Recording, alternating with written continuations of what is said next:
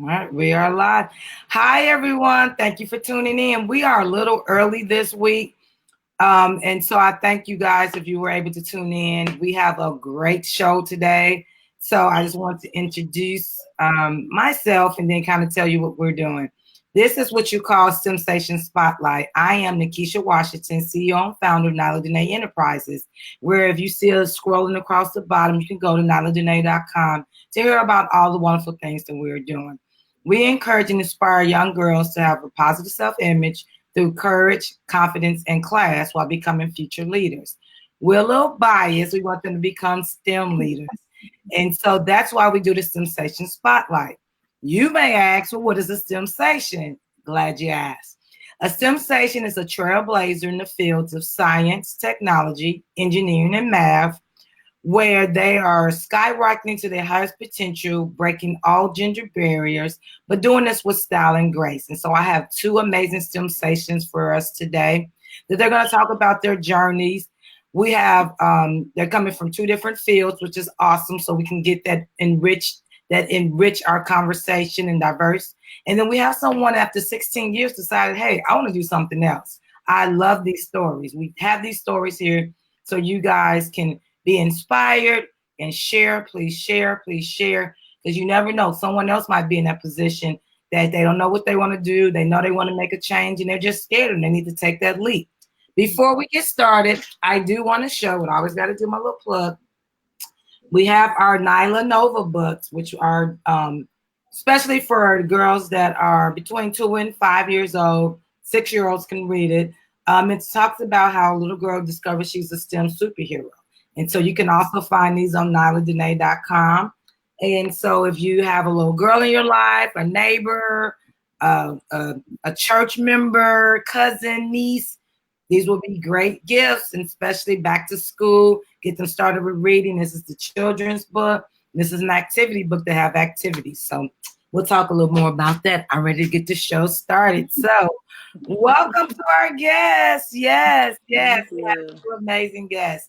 We're going to give a quick introduction, and then we're going to get into the nuts and bolts of why we're here, just to hear about their journeys and their great stories. And so we're going to start with Kenyetta. So I'm going to give her a chance to tell us who she is, who inspired her, and then she has something amazing that she did. And so I just really want to thank her for being here. I know she was a little nervous, but we're here to support you. All the STEMsations are standing behind you, and just think about who you're encouraging that's going to come behind you. So welcome, Kenyetta. Thank you. Well, I'm Kenyetta Weaver. I am a wife, a mom of three. For the past few years, I've been doing virtual assistant work from home, and I started doing that after actually 18 years working in logistics as an international export agent. What made me decide to change fields was actually when I had my daughter. I did not. It's a very stressful field. Long hours, and I just didn't want to bring that home to her. And I wanted something, I wanted to do something a little bit more, I don't want to say challenging, but made a little bit more of an impact. And so I've always had an interest in graphic design. I do have a degree in graphic design when I graduated college, but somehow still ended up in logistics. So I've always had an interest in computers, and I wanted to get back into that. And going the virtual assistant route was my first kind of segue into it. And so then I just started wanting to do more of the behind the scenes, getting into software and programming. And so that is why I decided to go back to school and become a coder. And that is actually what I'm doing now. That's awesome. And I just want to say, I'll come back. That is awesome. And that's kind of like, I've always been an educator, but I started getting to assistant principal and getting more of the things that's going to take a lot more hours. And sure enough, after my son was grown, I decided to, I didn't really decide, but just happened. I had a little girl. And like you said, then you started like, do I want to be at work all the time? Miss her growing up. These are, the key valuable times. And so I agree. I understand what you're saying. And so you made that change. And so I applaud you, because some people don't take that leap. And so I think that is awesome. And we're here to support you. And so we would love to know more about you. We want to make sure we know anyone that's in that field that can help you. We want to connect you. Also, guys that are watching, I added the article. If you have not read up about her, please check the article out, leave comments, share it to someone else. Like I said, you never know how her story can impact someone else. Now we have someone else that's great. Can we say not 1, not 2, not 3, but 4 degrees? This Oh, one, wow. Dr. Radhia has 4 degrees. I'm like, oh my goodness. So we can't wait to hear from you, Dr. Radhia. So please give us your introduction and um, everything we need to know about you. I mean, 4 degrees. Let's hear it. Yes. All right. So, as you stated, I'm Dr. Radhia, and I am an advocate for children and families. I'm a licensed behavior specialist. So I work with children and families, just teaching new behaviors, new skills, and trying to get them different resources just to support them and, help improve the quality of life for the entire family. In addition to that, I'm an author. I didn't have my book ready like you did, but it's called How to Train Your Parents, and it's available on Amazon. And then I'm also an entrepreneur, so I'm going to be starting my own business soon, my consulting firm, and I'm going to be doing the same thing as far as working with children and families on learning different behaviors and different skills. And honestly, when I was in college and undergrad, I didn't want to work with children. And I was, working with adults, and I was working with, older adults in like nursing homes. And I was like, this is a little boring. It's not really, my thing. So from my senior internship, I had an opportunity to work in a psychiatric facility, but it was kids there. And, that really opened my eyes because I never knew they had facilities like that for children where they stayed there. They would get like needles and stuff, like if they were too aggressive and get restrained. And that was something I never saw before. But when I was involved in doing like the group therapy sessions for them, I really enjoyed it. I saw how they opened up and how they were building relationships with me as well as with their peers and other staff. So that's how I knew that I wanted to kind of go on that road of helping children and families in the ways that I could. That's awesome. And those of you that, when she did mention about her book, I just want everyone to know that if you, I just added her link to her article, and there's ways that you could contact her and especially learn more about her book because I know it's fabulous. And we definitely want to support, like I said, everyone's journey and entrepreneurship, whatever you have going on. We want to shout it out. This is your time to be spotlighted. So awesome, awesome.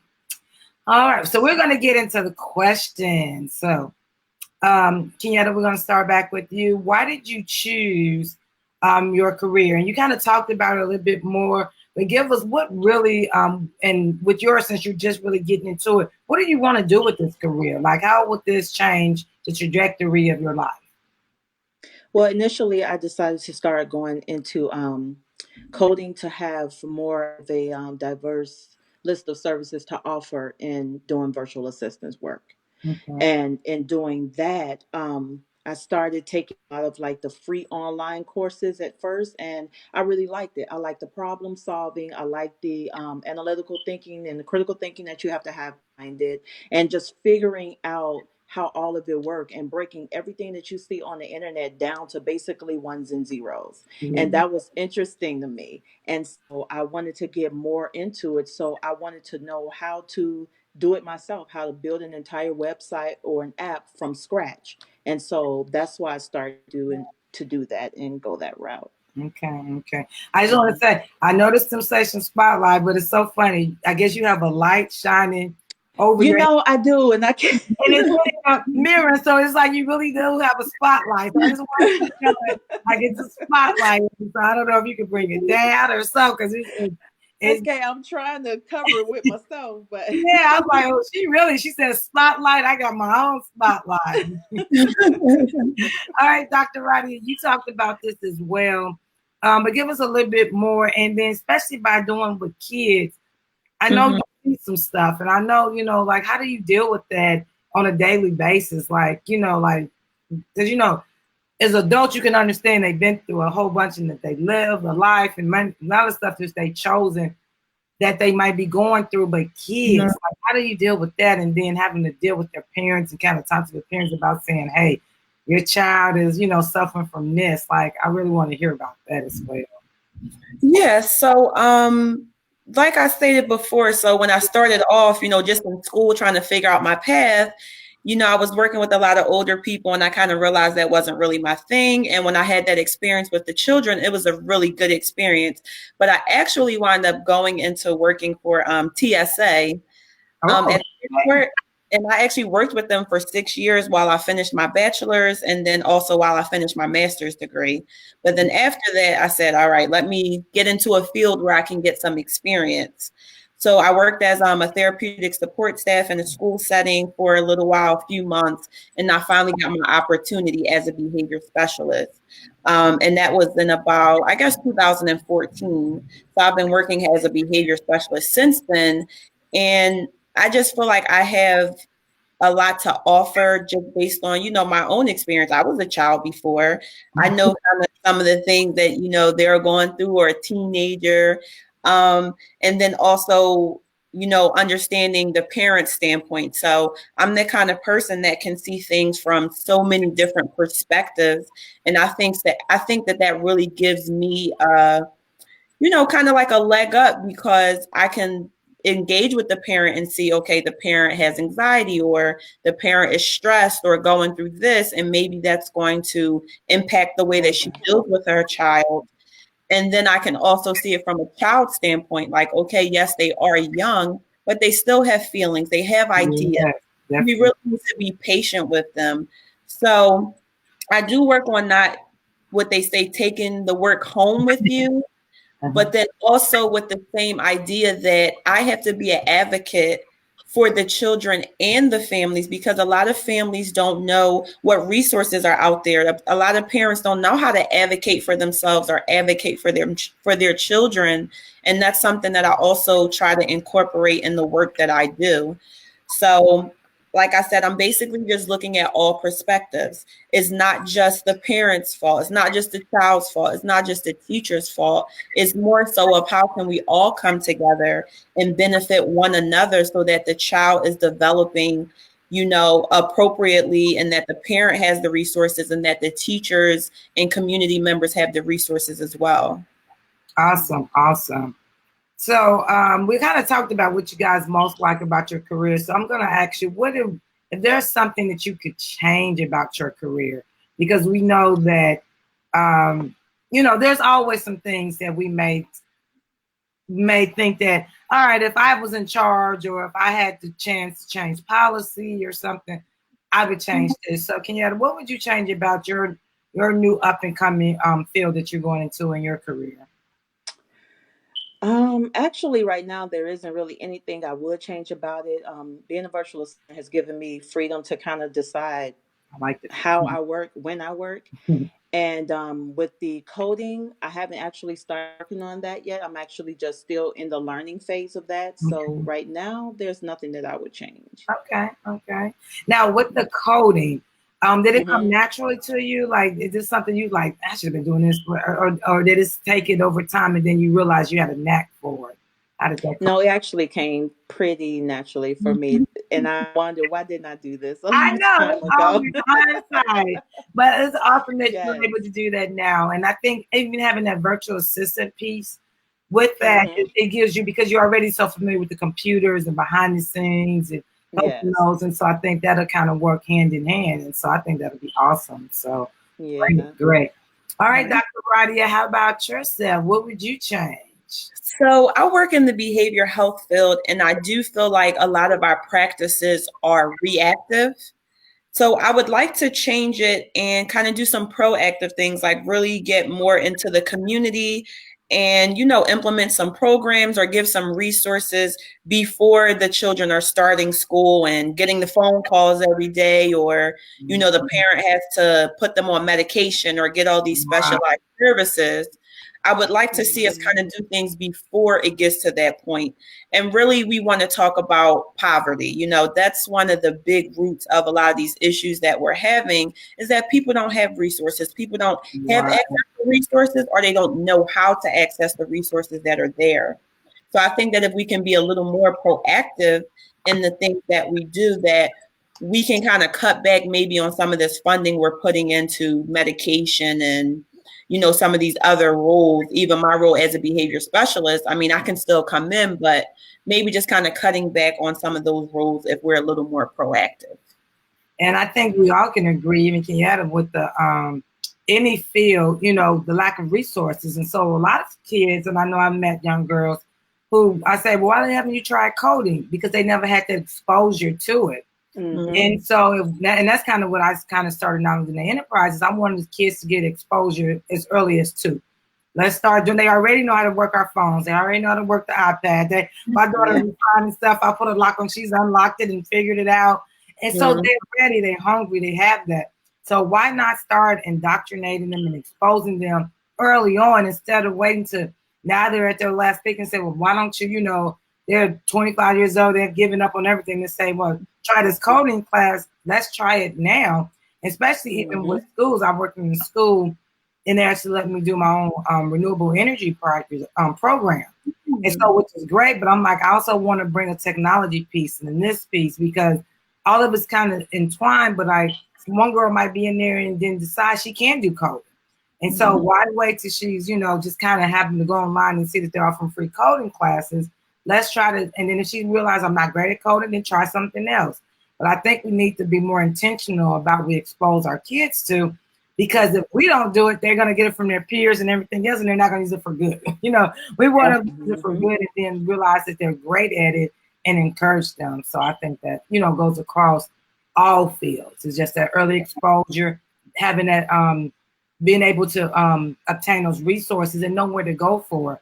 And something else you said, Dr. Radhia, about being an advocate. If you can't advocate for yourself, seek out advocates. That's what they do. You know, I remember working in school and we had a lot of kids that were in the system because they did something stupid. They spray painted something or they went joyriding. And so they had advocates that came between the school and the judge. And so it was kind of like on their behalf. And so let's not wait till then to get an advocate.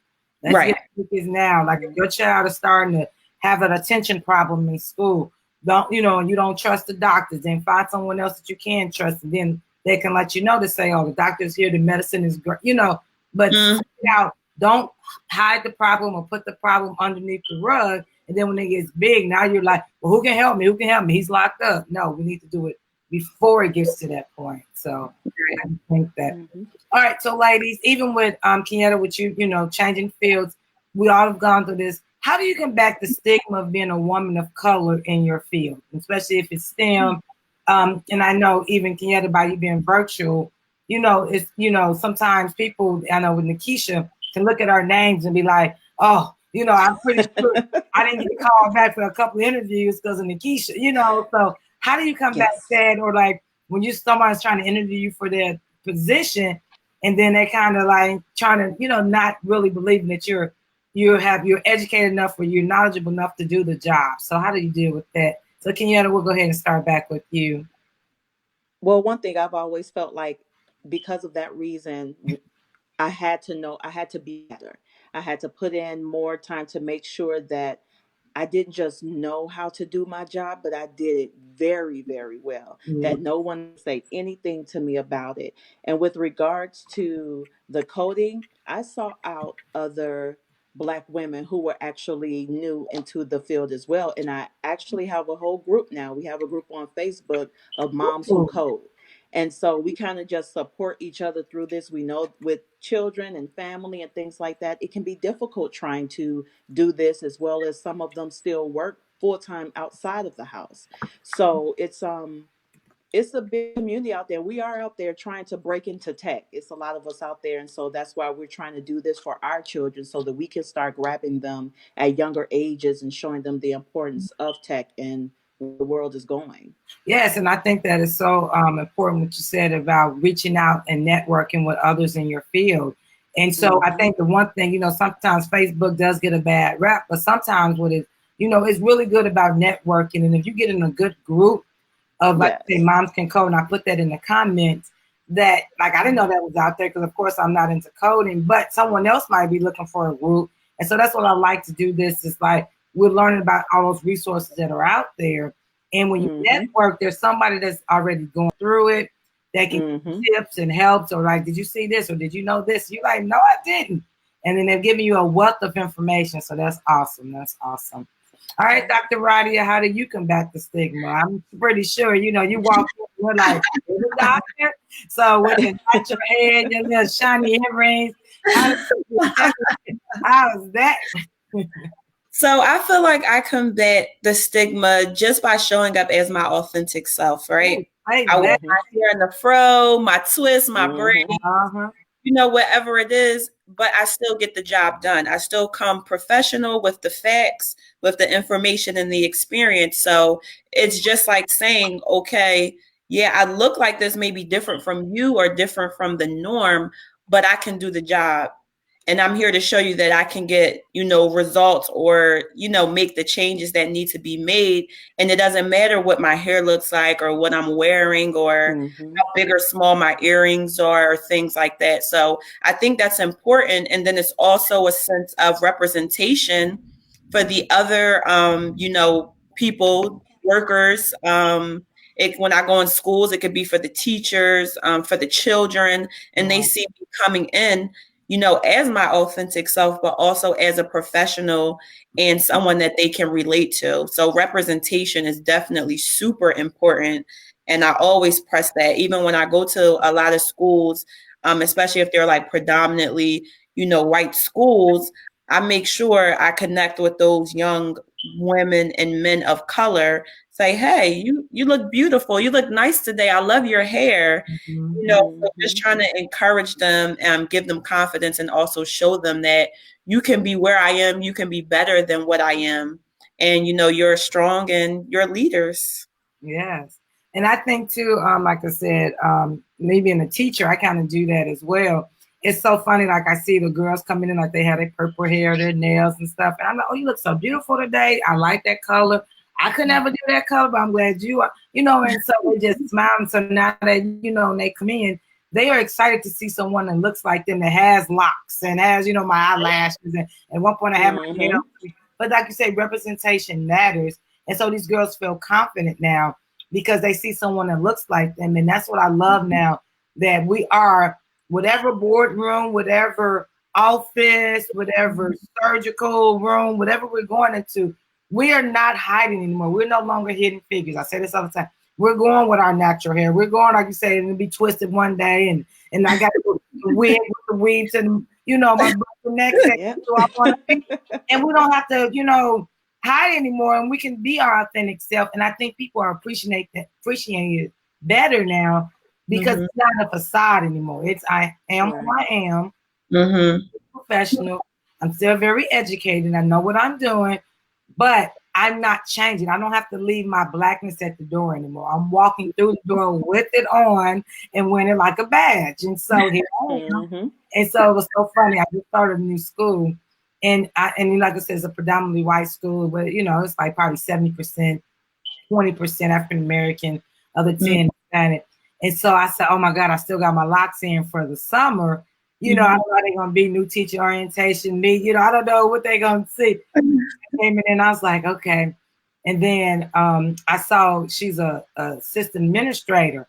And when I said she had her locks, she had her jewelry on and her little they look like snake skin, wrestler pants. I said, oh, she said, my name is Tom. I said, yes, you are. Hey, I was so excited. Oh yeah, they can't mess with me. I do me. And I said, oh, I love this place already because I found someone that represented me. So if I feel like that, I think what little girls feel like, and when they go to the store and they see Black Barbies and they see Nyla Nova dolls and they see Dr. McStuffins and they see, now they don't have to choose. They like, I can see me. And I love that I have a friend.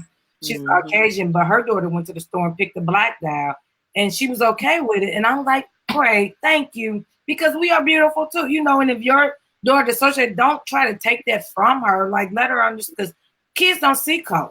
We started putting that lens on them. And so I think, like you say, just come back in that stigma, just going in and being ourselves and doing the best job we can, because, they're going to always hold us to a higher standard. But they don't know, we come with the fire. We're ready. So So we got this. Like, I don't know. We come from a long history of ancestors that didn't give up and came with it. So what you throwing at me is nothing. So you better, hold out.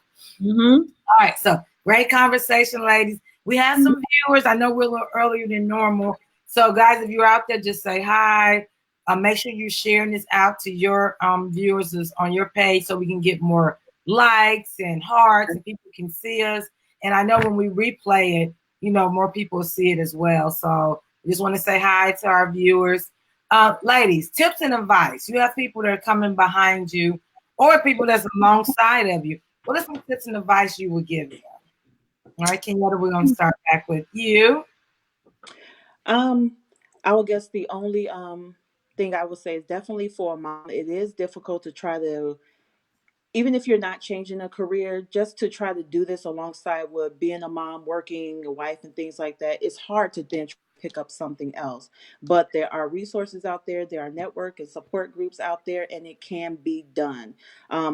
Learning how to code and program, it is a time commitment, but it's nothing that's impossible. It can definitely be done. So if you want to do it, no matter where you are in life, how old you are, go for it. So that's And I so agree with you. I always remembered Pastor Johnson in Indianapolis, Indiana. He would always say, so say someone wants to go back for their master's or they want to go for a coding class and say it takes, 2 years. And he's like, it's going to take 2 years, but what would you be doing in 2 years anyway? Right. Exactly. So those 2 years are going to come anyway. So why not work on your dream? Like, he's like, what are you going to do 2 years? 2 years are going to come whether you're doing something that you want to do or not, it's going to come. So you might as well work on something that's going to better your life for the rest of the years because, we don't know our time. So, put it in there. And like you said, after 16 years, you were able to change. So that should give someone else courage. Like, hey, and a lot of these programs are not that long anymore. It used to be programs you're like, oh my God, I got to do a whole nother battle. It's not like that anymore. So seek the resources and seek programs that will fit in your schedule because now a lot of stuff is online. It's kind of your pace. I know it's a college called Western Governors University, and they give you credit for your job experience. And so instead of taking a class and you can show that on your job you did this particular thing, they give you credit. So you're cutting the time down just by already having experience in what you're already doing. So I think that's awesome. And I think eventually, hopefully, other colleges and stuff will start leaning towards that because sometimes I don't have time to take a whole course, a history course that has nothing to do with what I'm doing. Right.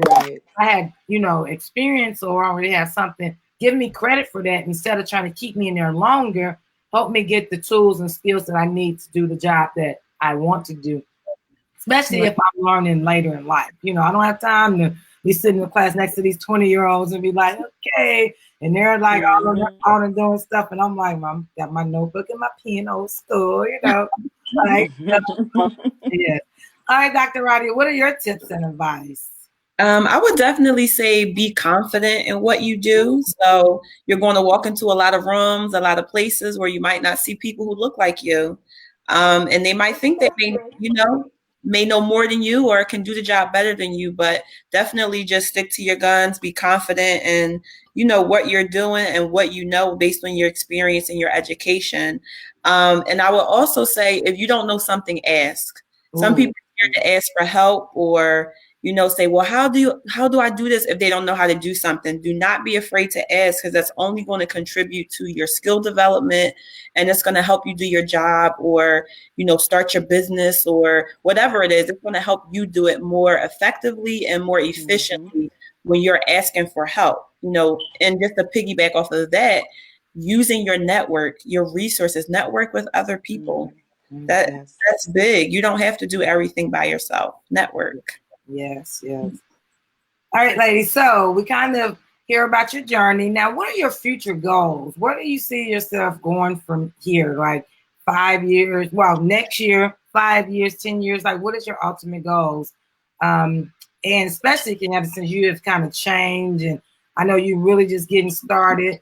where do you see yourself, and how, what you're doing now is setting the stage for what you have planned in 5, 10, 15 years? Um, well, once I finish the coding, I actually plan on doing nothing but that, offering nothing but that service, Okay. and eventually No more working my virtual way into, assistant? huh? No more virtual assistant, huh? I would still do that, but as a coder, just doing coder and web development and software Okay. engineering work. Awesome. Mhm. Um, but eventually work my way up to opening up my own school to teach children in the Black community, starting at about, I didn't think as young as 2, but maybe about 5 or 6, to start teaching them how to code. Yes. That's my ultimate goal. Awesome, awesome, awesome goals. All right, Dr. Radhia, how about yourself? What are your future goals? Well, in a few weeks, I'm actually going to be launching my website, so I'm going to be doing my own consulting services. I think I mentioned that earlier. But give us a little bit more. Yeah. More about it. Yeah, and the name of my business is called the Behavioral Wealth Project. Oh, I like that. Yes, I'm going to be helping, children and families with building those skills, learning new behaviors. And I'm also going to be working as a support for them doing IEP meetings and parent teacher conferences. Because a lot of times our families are there alone. They may not understand the information, or they really don't know how to advocate for themselves. So I want to kind of be there as an advocate for them and kind of help them navigate, and also to, provide recommendations and collaborate with the school as well, because we do need to build that community. So that's what I'm working on right Awesome. now. Tell us a little bit more about your book. I know you mentioned it, but give us a little bit more about your book as well. Okay, so I wrote my book actually while I was finishing up my dissertation. It's called How to Train Your Parents, which is kind of just like like a funny little title, like a joke. But basically, in working with parents, I realized that they needed a lot more support and information. They kind of didn't understand what the role was as far as behavior health services. What's a behavior specialist? What's a therapeutic support staff? What's a mobile therapist? So in my book, I really try to break it down, but in really simple terms so that anybody can understand what is behavior. So from the educational standpoint, what is behavior? Why do children function in certain ways in behavior? And then I really add some interventions for parents to use as well. So I think that my book can really be useful for parents before they go and seek, medical assistance, or go to one of these agencies and try to get their kid, tested for certain things. And then also after, like if they already have services, that can be a resource too, because it's something they can do on their own and use within the home system. Because some parents are busy. They don't have a lot of time to have people coming out to their house and taking their kids to appointments. So this is just something that, parents can do on their own, and they can get this information by reading my book. And it's super short. So you're not going to, need a week or a month to read the whole thing. Oh, well, that's awesome. Especially in these times when we're like so busy running from place to place, especially being a mom, it's like, oh, and I've gotten into like the audio books now and stuff. But then I Yes. realized I'd be on autopilot when I'm listening. So I'm like, what did they say? I have to rewind. I'm like, just won't you take a break? It's like, you don't know what they just said. So start over. Mm-hmm. So we've been talking about our families. I want to know about your family influence and kind of what's going on and who you want to shout out and just thank for helping you along this journey. So this is the family influence time. So Kenyetta, let's start with you. Well, my husband has definitely been a great support in me doing this. He's been holding things down while I, go after what I want to do. So he's been very supportive. Besides him, the kids have been supportive, and I have a good group of friends who have been actually my inspiration and part of the reason why I decided to go for it, because I've seen them achieve great things in their careers as professionals and entrepreneurs. And so that's kept me inspired to keep going. And they're very supporting of me. So, yeah, I have a good group of family and friends who've been supportive throughout this. Yes. And I always ask this question because I always want those that are watching to understand that it does take a village. And no It matter does. how old we get, we still need the family and friends, the husbands, especially when I know I tell myself, okay, I'm gonna try this. He like, oh God. But of course, but like it's great to have somebody there to be like, how Yes. much is it gonna cost me? No, I got it, I can figure it out. Then I'll be like, well, I didn't account for this, and, you know, so but I always tell girls, especially those that are coming up, if you don't have that support, please, there's mentors out, there's advisors, especially if you get to college, seek out those RAs and those mentors in your program. They will help you. They've been there, so they want you to succeed. Don't be afraid, especially with all the girls that are going back to college now or first time going to college. We actually had a blog post about the transition from high school to college from one of my former students. And it talked about seeking that help because you don't have mom there, you don't have dad there, you don't have your hometown friends more so. So you have to find that new support system and don't be afraid of that. So I think that's why I do this family influence, because even if when we say family, it don't have to be always blood. It could be, like you say, your friends. It could be someone that's cheering. I've met so many people through just Instagram and Facebook by doing these that they cheer me on. And I'm like, oh, and I'm cheering them on. And I'm like, I don't even know this person. I've never met them like in person, face to face. But it's like, I'm like, that's my homegirl. She's doing this. And that's what's just that building that community and that network and that support. All right, Dr. Radhia, who do you, your family influence, and who you want to shout out and thank them for you helping you on this journey? I would definitely want to shout out my mother. She's just the best example. You know, growing up, she was a single mom, but always worked hard, always continued to keep doing, you know, whatever it was that she was working on, even if it took her a long time. Like, I remember my mom being in school for years. I'm like, why is she still going to school? But, you know, she couldn't go full time because she had 3 kids. So she took the classes that she could take, but she finished. And then she went back and she got her master's. So just seeing how hard working my mom is. And not only that, but she's just very compassionate. Like, she's always giving. She's always willing to help others. So I really admire her and the things that she does, the things that she works for, and, you know, just her, just having her. And then in addition to that, just my family and my friends in general, as you said, you know, they have been a support for anything I wanted to do. They've never been like, well, why you want to do that? Or why you want to go back to school? Because I did about 12 years of college. Wow, but yes. So, you know, they're just like, they never said, you know, why do you want to do this or go back to school? They were all just really supportive. If I needed help, if I needed to call and say, hey, I'm working on this paper or this problem, can you help me out? I think everybody was like really just a big support for me. And I do want to piggyback off of something you said as well. And you were saying, like, you know, some people don't have to be your blood, right, to be a support. Exactly. I think that a lot of times people get discouraged because it's like, well, you're supposed to be my mom or my dad or my aunt, and you don't support me. But you have to find support where it's at.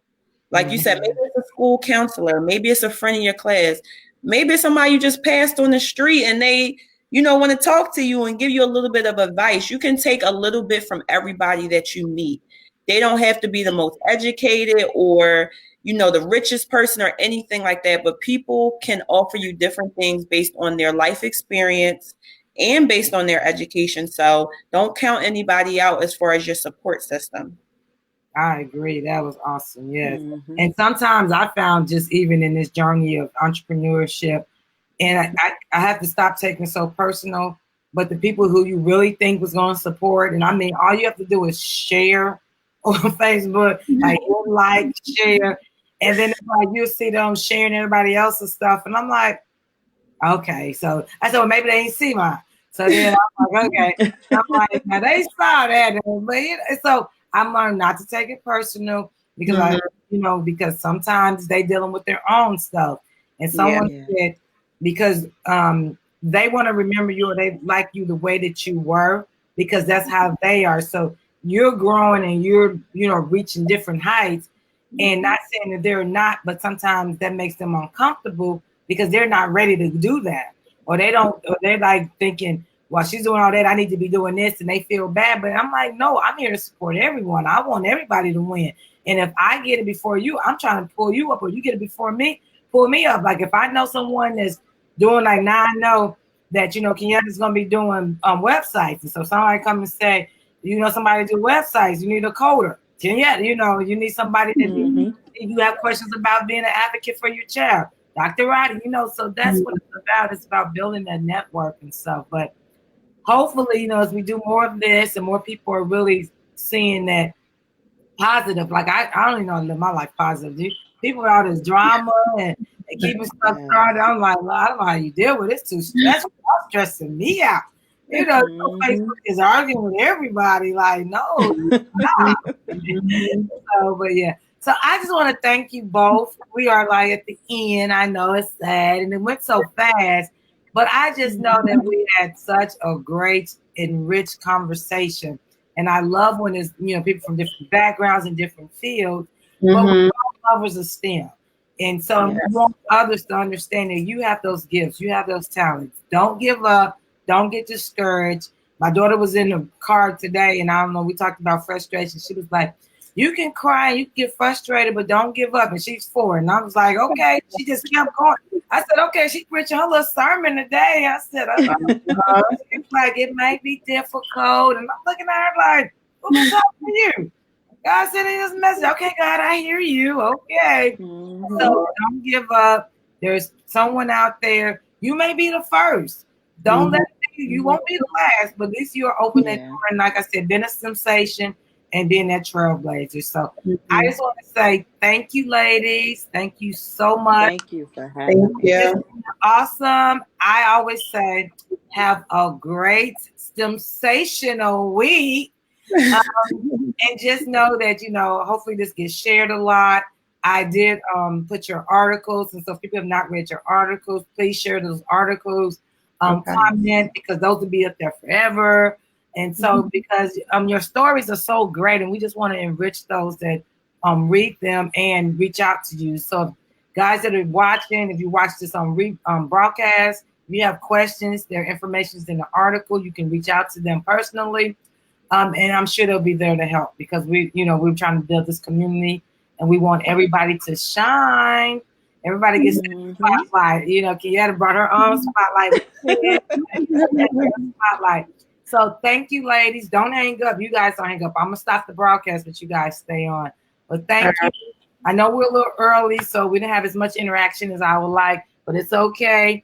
I know we'll have plenty of comments once it goes into rebroadcast and stuff. So thank you, guys. Thank you. Don't forget to check out NalaDene.com and all the wonderful things that our guests are doing. They are amazing. Their communities are lucky to have them and their families as well. So thank you, guys.